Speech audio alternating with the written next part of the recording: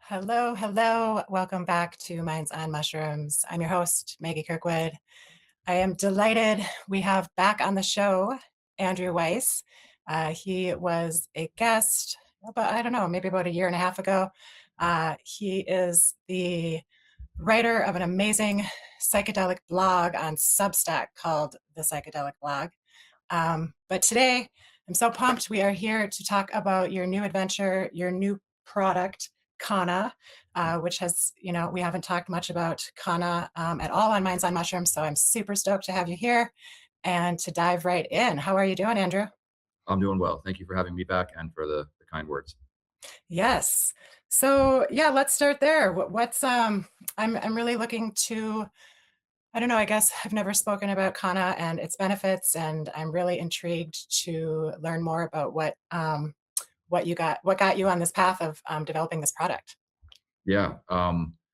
It started with, so on the blog, after I reached a certain scale, I would get, companies would reach out to me for like affiliate marketing. Hey, will you, help promote whatever the insert product, and you collect a small fee on for how much you sell. So it's kind of like neutral to positive, right? So I've entertained a few of these, and about 2 years ago, a Kanna company reached out to me. I was only vaguely familiar with the product, did some research, seemed pretty interesting. They sent me a free sample. I tried it. I really enjoyed it. And so I did an affiliate marketing deal with them, and it sold like nothing I had ever done. Sold like Kanna did, and I would hear from friends and family and subscribers of my blog that, hey, this product's amazing. So me and a business partner of mine kind of started doing our own research. We looked into the history, the effects, the benefits, and I just figured, okay, well, instead of just selling this for someone else, I'd love to build my own Kanna brand. And we made our own kind of specific alterations, and spent 6 months trying different products, and meeting with manufacturers and distributors in South Africa, where Kanna is grown organically. Okay. Every Kanna that you've ever had comes from South Africa originally. And then we built our brand, and went to market this past summer 25. Wow, congratulations. Thank you. And Kanna exactly is what is it derived from? It's a plant, so it's a plant-based supplement. It has a long history of use in South Africa. It used to be chewed. I think I could dive into the science, but I think probably would be more interesting for your audience is like the use case. And what we're seeing is it bifurcate along two different lines. One, and every Kanna company, for the most part that I'm familiar with, lives within these two kind of cohorts. The first is a kind of daily wellness. Think about it like a vitamin. Some promote it as like an SSRI alternative. Well, that's an area I wouldn't get too deep into because I think it's very nuanced. And you take one Kanna per day, and this will alleviate stress, boost creativity, just create a little bit more subtle euphoria and bliss throughout the day. Okay. The second use case where my company Get Kanna lives is more of a alcohol replacement, MDMA replacement, more of like an intentional use. Friday night, you and your partner enjoying Kanna together. There are a lot of aphrodisiac qualities to it, reduction of inhibition, more presence, more connection, more joy. And so, that's the path that we find kind of more interesting. And I think, I think to me, that's probably more where the future of Kanna lives. I see. And is your kind of take on it still exploring the similar same dose that like a regular daily Kanna product would have, or is it more of a situational experience? Yeah, that's a good question.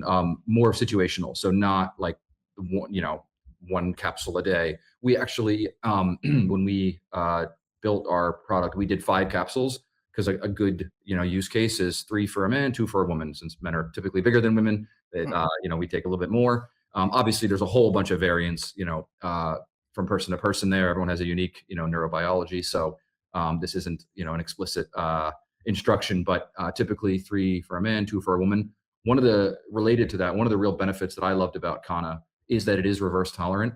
So the more you take over time, the less you need. And it's also anti-addictive. So that was also very important to us. Like, we don't want to, I think one of the most unspoken, biggest things we could be celebrating as a culture right now is the demise of alcohol. Gen Z is drinking less than any generation in history. Alcohol sales are plummeting.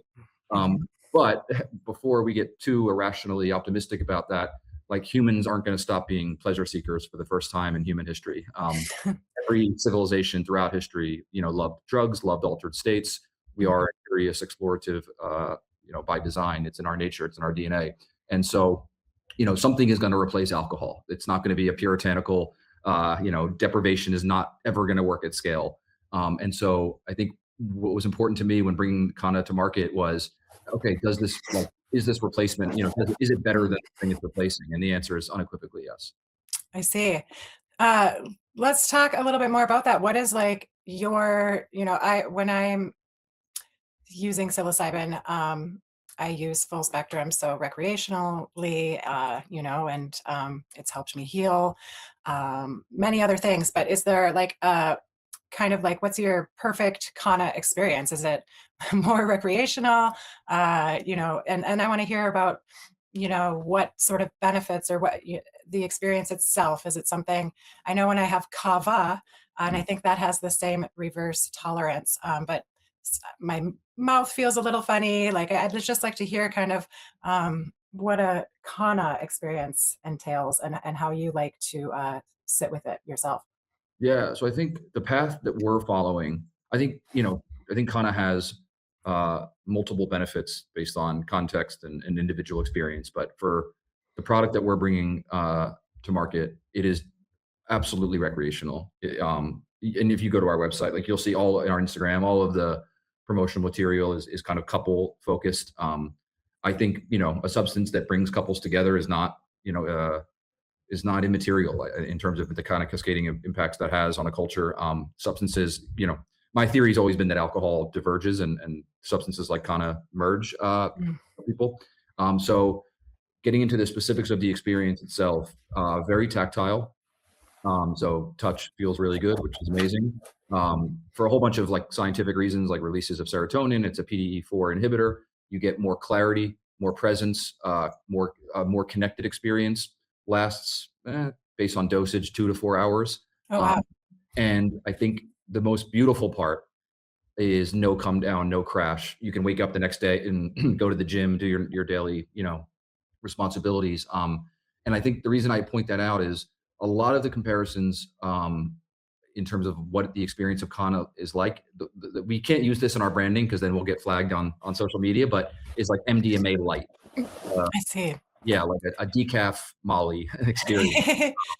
But one of the reasons I love Kana is very few people enjoy MDMA more than I do. Mm. I quit alcohol 8 years ago. 2 years after quitting, I did my first MDMA journey with a partner, and I was just for my wiring, and I assume there's a lot of people like me, people that are very analytical, that live in thought, that have had traumatizing experiences in the past. MDMA is a 4 hour cessation from all of the worst things that you ever dealt with in your life. The cerebral part of the brain takes a lunch break and you just kind of drop into this heart space and you're allowed to feel. And that is a beautiful experience. The novelty of that for certain, people, certain personalities, it even exacerbates the intensity of how powerful of an experience it is. But MDMA comes with a lot of cost. Mm. I recently wrote an article on just ruinous impact on sleep. I mean, you're not getting anywhere near back to restorative sleep for at least 6 weeks after taking MDMA. Wow. Yeah, and unlike other substances, like alcohol destroys sleep, but Mhm. it destroys sleep the night you drink, and then the next day you get restorative sleep. With Okay. MDMA, you don't get restorative sleep the next night. So your body, that's what's the science behind the Tuesday blues is Yeah. you still haven't had a full, SWS REM level sleep in 3 days, Mhm. 4 days. And so, I'm someone that is, very health conscious. I don't drink, I train hard, I eat, very healthy. And yet I fell in love with this modality that Mhm. will destroy your sleep for a month. If you're doing that 4 times a year, I mean, that's a quarter of the year you're not, sleeping Yeah. in an optimal way. So Kana gives a lot of the benefits of MDMA with none of that downside ruinous impact on sleep and health. And also it kinda would be legal, correct? In 49 states, for Oh, some reason, Louisiana, which I spent the summer in and I loved, Louisiana has made Kana illegal. So on our website, if you're in Louisiana, unfortunately, it'll block you from buying it. But in other 49 states, Kana is legal. did you dig into that a little bit? Was that something that was recent or is it We dug into it to the extent of just making sure that we're operating within the confines of the law. I think we're in this, like, this well from being in the psilocybin world. Like, we're in this weird purgatory of, like, certain substances are illegal, some are state, some are federal. Like, it's just this Mhm, very murky, ambiguous ecosystem that we find ourselves in. mhm, As Kana grows in popularity, other states might step in, but um, I think the states where people are like, change is always asymmetrical, right? So, like, mhm. the states where people are actively buying Kana, Texas, where there's a huge psychedelic, cohort, Colorado, California, like I the see. odds of states making it illegal, I think I would put it, near zero. Gotcha. Yeah, just to backtrack a little, when we talk about Kana kind of offering a low dose or decaf dose of MDMA, I too myself have learned, um, you know, MDMA is very toxic. And I think it's something very minimally over the course of the year, like 3 times max, and I think that, that is a message that not many people know about.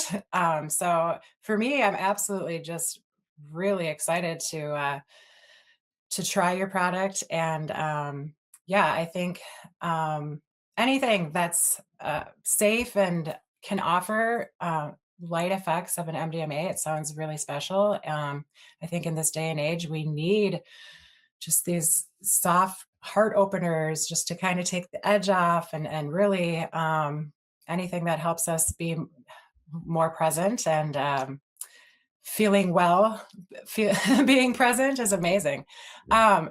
What types, I know that with your product, you're looking at capsules. Is it ever ingested as a beverage, or is it mainly, capsulized? Yeah, there's different companies selling different intake mechanisms. Right now, we're in our first product we launched 6 months ago. We're selling the capsules. Mhm. Our next launch will be gummies, and you can find those Oh, online okay. as well. There's also Kana chocolate, and then there are drinks. Mhm. Drinks is probably a world we won't get into in the near term. Once you, from just a operator of a business perspective, once you get into the drinks world, the upfront capital required, is tenfold to everything else, because you're getting into, like, refrigeration, a whole bunch of more regulation in terms of, like, temperature, and so we probably won't get into the drinks market anytime soon. But people seem to love the capsules. I personally do, simply because it's an easy way to modulate, like, your intake. Like, I used to buy with my psilocybin, I used to buy, like, actual mushrooms, and there is something beautiful about that.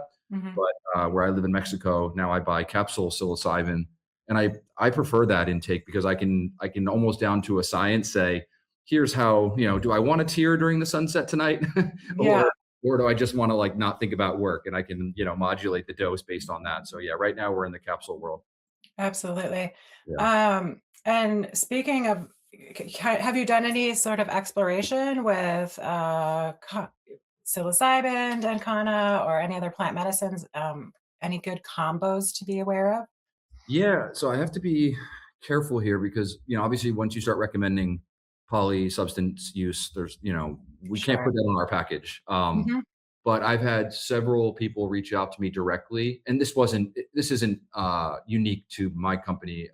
This is kind of a known thing with Con in general. Is there does seem to be a lot of interest in a small dose of psilocybin alongside Kana. That mix is very euphoric, very tactile, and a great way to spend a Friday night. All right. I love it. Let's see here. So, if people are curious and interested and want to check it out, they can hit up your website at GetKana.com. awesome. And then Substack, awesome psychedelic blog is the psychedelic blog. And you're still going at that, right?